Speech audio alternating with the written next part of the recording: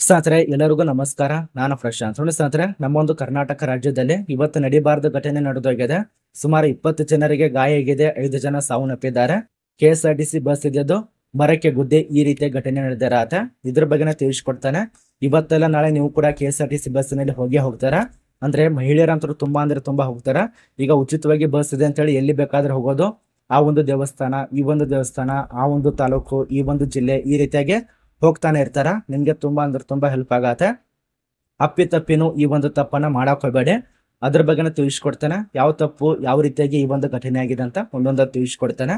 ಪ್ರತಿ ಒಂದು ಮಾಹಿತಿ ಇರತ್ತೆ. ವಿಡಿಯೋ ಕೊಡ್ತೇನೆ ನೋಡಿ. ಮತ್ತೆ ಈ ಒಂದು ಚಾನಲ್ ಯಾರು ಸಬ್ಸ್ಕ್ರೈಬ್ ಮಾಡಿಲ್ಲ, ಈಗಲೇ ಉಚಿತವಾಗಿ ಸಬ್ಸ್ಕ್ರೈಬ್ ಮಾಡ್ಕೊಳ್ಳಿ. ಬನ್ನಿ ಸ್ನೇಹಿತರೆ, ಯಾವುದು ಏನು ಅಂತ ಒಂದೊಂದು ಮಾಹಿತಿನ ತಿಳಿಸ್ಕೊಡ್ತೇನೆ ನೋಡಿ. ಇದು ನಮ್ಮ ಒಂದು ಕರ್ನಾಟಕ ರಾಜ್ಯದ ಮಂಡ್ಯ ಜಿಲ್ಲೆಯಲ್ಲಿ ಈ ಒಂದು ಘಟನೆ ನಡೆದಿರತ್ತೆ ನೋಡಿ. ಮುಂಜಾನೆ ಸಮಯದಲ್ಲಿ ಆಗಿರತ್ತೆ ಈ ಒಂದು ಘಟನೆ. ಅಂದ್ರೆ ಈ ಒಂದು ಬಸ್ ಇದ್ದದ್ದು ಮುಂಜಾನೆ ಸಮಯದಲ್ಲಿ. ತುಂಬಾ ಅಂದ್ರೆ ತುಂಬಾ ಜನ ಇರ್ತಾರಲ್ಲ, ನೀವೇ ನೋಡಿರ್ತಾರೆ. ಕೆಲಸಕ್ಕೆ ಹೋಗೋರಾಗ್ಬೋದು ಅಥವಾ ಶಾಲಾ ಕಾಲೇಜಿಗೆ ಮಕ್ಕಳು ಹೋಗ್ತಿರ್ತಾರೆ. ಶಾಲೆಗಳಿಗೆ ಸಂಬಂಧಪಟ್ಟಂತೆ ಮಕ್ಕಳು ಹೋಗ್ತಿರ್ತಾರೆ, ಕಾಲೇಜಿಗೆ ವಿದ್ಯಾರ್ಥಿಗಳು ಹೋಗ್ತಿರ್ತಾರೆ. ಅದೇ ರೀತಿಯಾಗಿ ಮಹಿಳಾ ಅಭ್ಯರ್ಥಿ ಅಂದ್ರೆ ಫ್ರೀ ಇದೆ ಅಂತೇಳಿ ಎಲ್ಲರೂ ಅದರಲ್ಲಿ ಇರ್ತಾರೆ. 52-53 ಸೀಟು ತುಂಬೋದಲ್ಲಿ ಸುಮಾರು 70ರಿಂದ 80 ಸೀಟ್ ತುಂಬಿದ್ರೆ ಈ ರೀತಿಯಾಗಿ ಆ ಒಂದು ಕಂಡಕ್ಟರ್ ಆಗ್ಬೋದು, ಡ್ರೈವರ್ಗೆ ಒಂದು ಆ ನಿಯಂತ್ರಣಕ್ಕೆ ಸಿಗೋದಿಲ್ಲ ಆ ಒಂದು ಬಸ್ಸು. ಅಂದ್ರೆ ಬ್ರೇಕ್ ಹಿಡಿದ್ರು ಕೂಡ ಬ್ರೇಕ್ ಒಂದು ಹತ್ತೋದಿಲ್ಲ. ಯಾಕಂದ್ರೆ ತುಂಬಾ ಅಂದ್ರೆ ತುಂಬಾ ರಶ್ ಇರತ್ತಲ್ಲ, ಪೂರ್ತಿ ಎಲ್ಲ ಪ್ಯಾಕ್ ಆಗಿರತ್ತೆ. 52 ಸೀಟ್ ತುಂಬೋ ಜಾಗದಲ್ಲಿ 150-70 ತುಂಬಿದ್ರೆ ಅಲ್ಲಿ ಎಲ್ಲಿಂದ ಆ ಒಂದು ಬಸ್ ನಿಯಂತ್ರಣಕ್ಕೆ ಸಿಗ್ಬೇಕು ಹೇಳಿ. ಆ ಒಂದು ಕಾರಣಕ್ಕಾಗಿ ಈ ಒಂದು ಡ್ರೈವರ್ ಇದ್ದವರು ಆ ಒಂದು ಮರಕ್ಕೆ ಗುದ್ದಿ ಈ ರೀತಿಯಾಗಿ ಅಪಘಾತಕ್ಕಾಗಿರತ್ತೆ.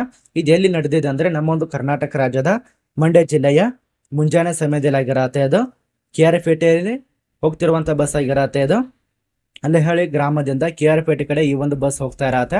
ಅವಾಗ ಈ ಒಂದು ಘಟನೆ ನಡೆದಿರತ್ತೆ ಮುಂಜಾನೆ ಸಮಯದಲ್ಲಿ. ಈಗ ನಿಮ್ಗೆ ಅರ್ಥ ಆಗಿದೆ ಅಂತ ಅನ್ಕೋತೀವಿ. ಎಷ್ಟು ಜನ ಹತ್ತಬೇಕು, ಯಾವ ರೀತಿ ಹೋಗ್ಬೇಕು, ಏನಾಗಿರುತ್ತೆ, ಏನಾಗುತ್ತೆ ಅಂತ ಅರ್ಥ ಆಗಿದೆ ಅಂತ ಅನ್ಕೋತೀವಿ. 52 ಮತ್ತು 53 ಜನ ಇರೋ ಒಂದು ಬಸ್ಸಿನಲ್ಲಿ ಸುಮಾರು 60ರಿಂದ 70, 80, 90, 100 ಜನ ಹೋದ್ರೆ ಯಾವ ರೀತಿಯಾಗಿ ಪರಿಸ್ಥಿತಿ ಆಗುತ್ತೆ ಅಂತ ನೀವೇ ವಿಚಾರ ಮಾಡಿ. ಅದಕ್ಕೆ ಕಂಟ್ರೋಲ್ ಸಿಗೋದಿಲ್ಲ, ಆ ಒಂದು ಡ್ರೈವರ್ ಕಂಟ್ರೋಲಕ್ಕೆ ಸಿಗೋದಿಲ್ಲ, ಆ ಒಂದು ನಿಯಂತ್ರಣಕ್ಕೆ ಆ ಒಂದು ಬಸ್ ಸಿಗೋದಿಲ್ಲ. ಆ ರೀತಿಯಾಗಿ ಈ ರೀತಿಯ ದುರ್ಘಟನೆ ಆಗ್ತಾ ಇರತ್ತೆ ನೋಡಿ. ಇದಕ್ಕೆ ಸಂಬಂಧಪಟ್ಟಂತೆ ಎಚ್ಚರ ವಹಿಸಬೇಕಾಗತ್ತೆ. ತುಂಬಾ ಅಂದ್ರೆ ತುಂಬಾ ರಶ್ ಇರುವಂತ ಬಸ್ಸಿನಲ್ಲಿ ಹೋಗಬೇಡಿ. ಇದೊಂದು ಅರ್ಥ ಮಾಡ್ಕೊಳ್ಳಿ. ನಾನು ಹೇಳುವಂತ ಮೊದಲನೇದಾಗಿ ಈ ಒಂದು ತಪ್ಪನ್ನ ಮಾಡಬೇಡಿ. ಅದೇ ರೀತಿಯಾಗಿ ಇಲ್ಲಿ ಕೆಲವು ಜನ ಆ ಒಂದು ಕಂಡಕ್ಟರ್ ಆಗ್ಬೋದು, ಕಂಡಕ್ಟರ್ ಮೊಬೈಲ್ನಲ್ಲಿ ಮಾತಾಡ ನಡೆಯುತ್ತೆ, ಆದರೆ ಡ್ರೈವರ್ಗಳು ಮೊಬೈಲ್ನಲ್ಲಿ ಮಾತಾಡಬಾರ್ದು. ಇದು ಅವ್ರು ಮಾಡುವಂತ ಮೊದಲನೇ ತಪ್ಪಾಗಿರತ್ತೆ. ಯಾರು ಕೂಡ ಡ್ರೈವರ್ಗಳು ಈ ಒಂದು ಮೊಬೈಲ್ನಲ್ಲಿ ಮಾತಾಡಬಾರ್ದು. ಆ ರೀತಿಯಾಗಿ ಮಾತಾಡೋದು ಏನಾದರೂ ಕಂಡು ಬರ್ತಂದ್ರೆ ವಿಡಿಯೋ ಮಾಡಿಕೊಂಡು ಆ ಒಂದು ಡಿಪೋ ಕೈಯಲ್ಲಿ ಅಥವಾ ಸಾರಿಗೆ ಇಲಾಖೆ ಸಚಿವರ ಕೈಯಲ್ಲಿ ಆ ಒಂದು ವಿಡಿಯೋ ಕಳಿಸ್ಕೊಡಿ. ಅವರನ್ನ ಸಸ್ಪೆಂಡ್ ಮಾಡ್ತಾರೆ. ದಯವಿಟ್ಟು ಈ ರೀತಿಯಾಗಿ ತಪ್ಪನ್ನ ಮಾಡಬೇಡಿ. ಅಂದ್ರೆ ರಶ್ ಇರುವಂತ ಬಸ್ಸಿನಲ್ಲಿ ಹೋಗಬೇಡಿ. ಈ ರೀತಿಯಾಗಿ ದುರ್ಘಟನೆ ಆಗುವ ಸಾಧ್ಯತೆ ಇರತ್ತೆ. ನಿಯಂತ್ರಣಕ್ಕೆ ಸಿಗೋದಿಲ್ಲ ಒಮ್ಮೆಗೆಲೆ ಬಸ್ಸು.